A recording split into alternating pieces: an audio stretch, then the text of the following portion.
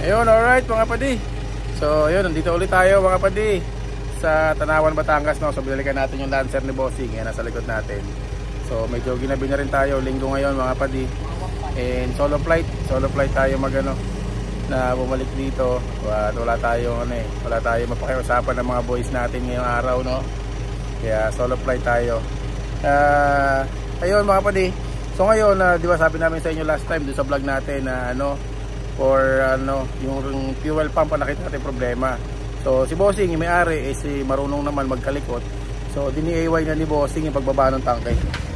So yan mga padi. Ayan, nakababa na yung tangke niyan. So binaba na ni Bossing, pilda niya na ng fuel pump. So nakabili siya ng mga fuel pump palapit dito sa kanila. And yun nga lang, naging problema lang ni Bossing kanina is ito. Yan, yung fuel return, yung yung tubo manipis lang kasi ito malutong na, naputol ni Bossing.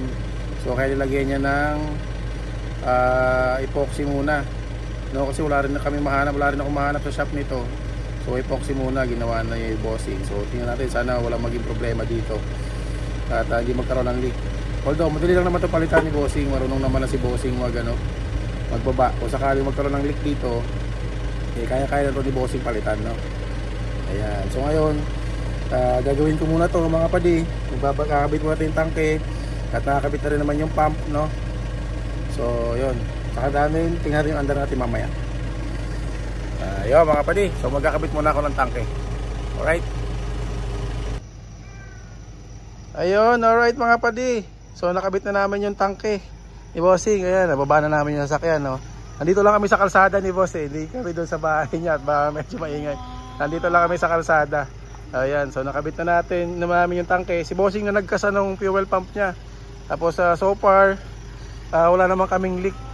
Wala naman kami nakikitang leak galing dun sa ni-repair ni Bossing na na sa fuel return, no? Buti na lang marunong ko si Bossing, nakakaintindi naman si Bossing. Kaya madali rin mag-explain kay Bossing. So ngayon ito, paandarin natin yung sakyan, diyan natin, no? Alright. Boss, pasuyo nga ako, boss. Pa-start ako, Bossing. Ayan, paandarin natin yung sakyan.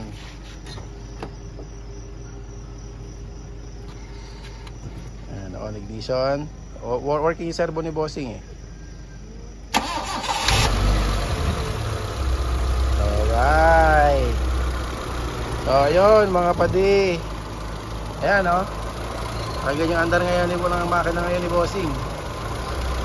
Mababa pa idle niya, mababa pa idle. Kasi sinara ko yung sa hangin dito ni Bossing, sobrang taas kasi kagabi. Yan, binaba ko muna dyan. Ngayon magtotono na lang kami ni Bossing. Yan, pakinggan nyo ngayon yung andar ng makina ni Bossing dito.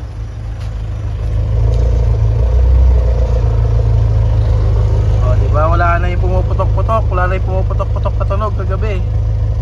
Yan, sakto na lang yan. Medyo mababa lang yung minor niya pa ngayon at i-adjustin pa natin. Pero wala na yung misfiring, wala na yung putok-putok. Wala na rin yung parang nagba-backfire mga padi. O diba? So yun lang mga padi, simple lang yung problema nitong kay Bossing. Basic lang, fuel pump, no? Yan, rev natin ngayon rev natin yung kagabi, rev natin ngayon.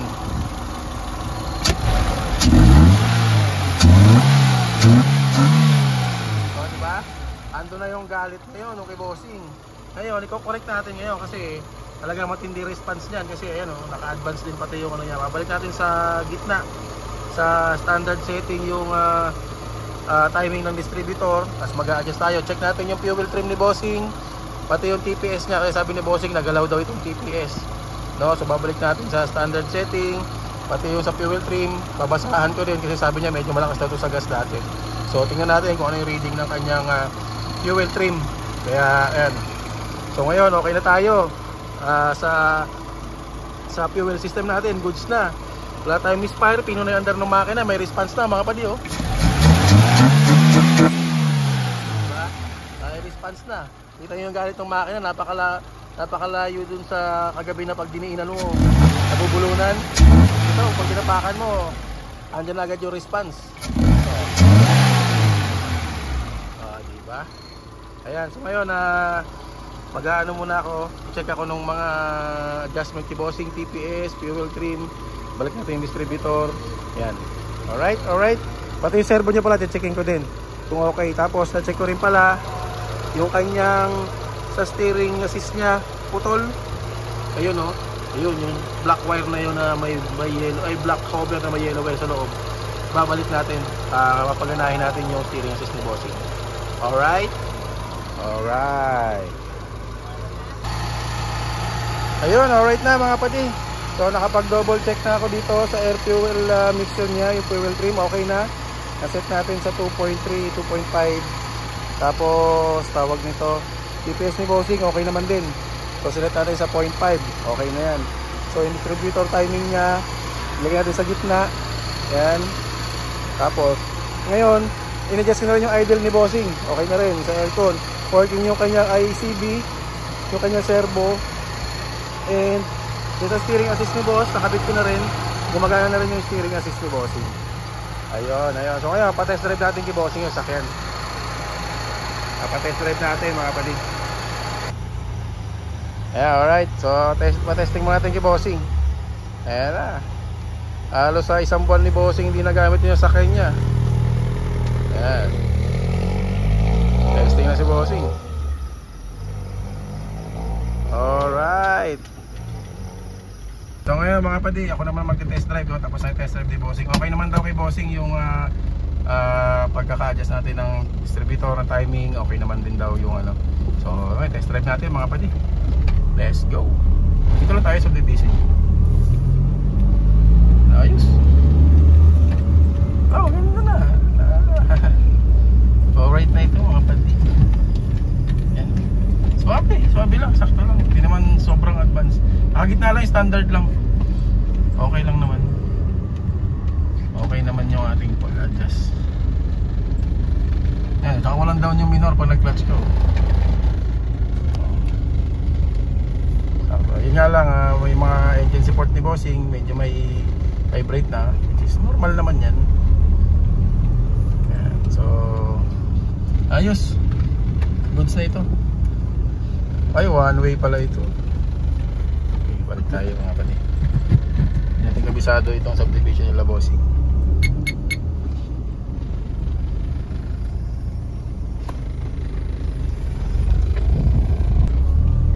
Yun, alright, nakapag-maniobra tayo. So yan, ayos. Ganda na response ng makina ni Bossing. Ikot tayo doon sa kabila para matest drive natin ng malayo-layo. Meron pa mo paahon. Wala, ibuhol ko pa ba. Pero yan, yung response ng makina ni Bossing, ganda o. Oo ha. Wala nang pugak. All goods na. Paikot lang naman daw to, sabi ni Bossing. Ganda o. Ganda daw makatakla sa akin ni Bossing. O diba? May ano daw kasi, sabi daw kasi nung ibang tumingin, kailangan daw palitan yung TPS din daw ni Bossing. Ayan, ahon. Ayos. Goods naman, goods. Ano ba tayo? Ito.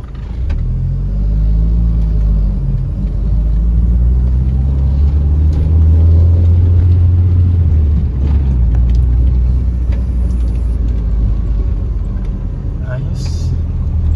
Kaya natuwa nga si Bossing, sabi niya yun lang pala yung problema nun sir.